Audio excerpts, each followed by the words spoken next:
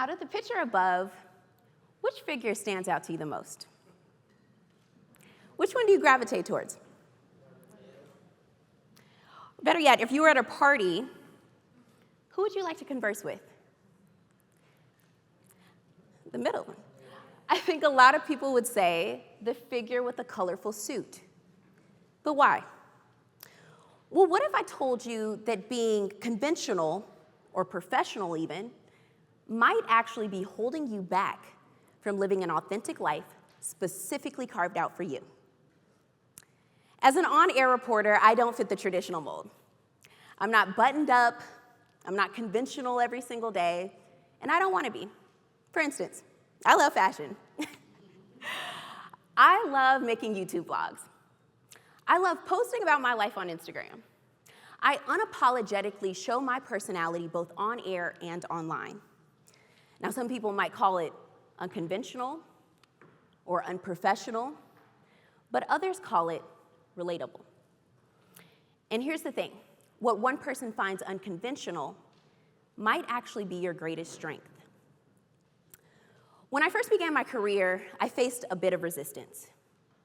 News directors expected me to deliver the news in a neutral, detached way. No personality, no humor, no emotion. But I made a choice. Instead of conforming, I leaned into who I am. I showed up on social media as my full self, sharing moments of humor, my love for fashion, my affirmations. Some people said that I wasn't a real journalist. They said I was doing too much. But I stayed true to myself. I found that people connected with me, not just as a journalist, but as a human being. Take Sarah Sidner.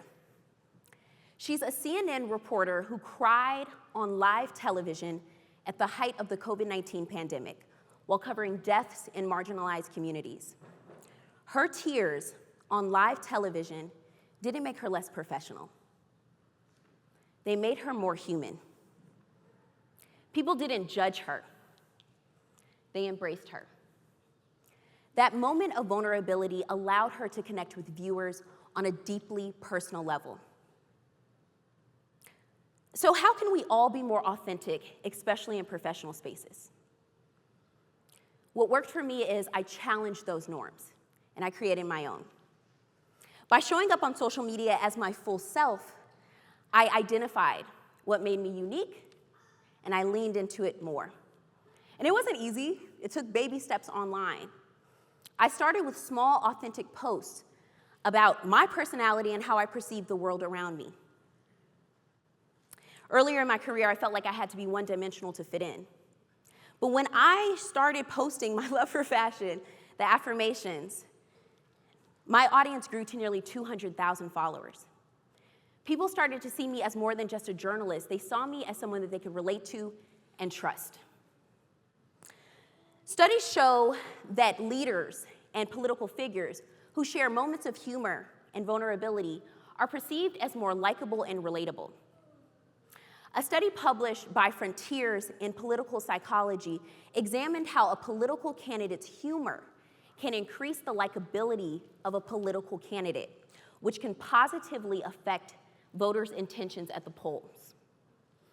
So if a political candidate can increase their likability, what makes you all think you can't? These traits make people trust you. So if you want to embrace your authenticity publicly, I'd encourage you to share your unique story. And it could be anything, even opening up about a challenging moment that helped shape you. Or share your perceived flaws. By opening up about your imperfections, you're also encouraging others who might have the same. Breaking the mold doesn't just make you different, it makes you memorable. So I want you to ask yourself right now, what part of yourself have you been hiding because you're afraid that it's unconventional?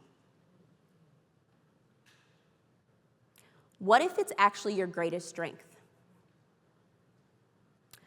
Imagine a world where people felt free to share their authentic personalities without fear of judgment.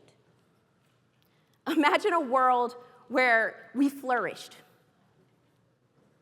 Can you picture world leaders sharing vulnerability, admitting mistakes, and building trust with the public? Can you picture a world that would flourish? Workplaces would transform. We'd see deeper connections between coworkers and colleagues, and possibly stronger relationships between clients and customers. But most importantly, we'd all feel less alone.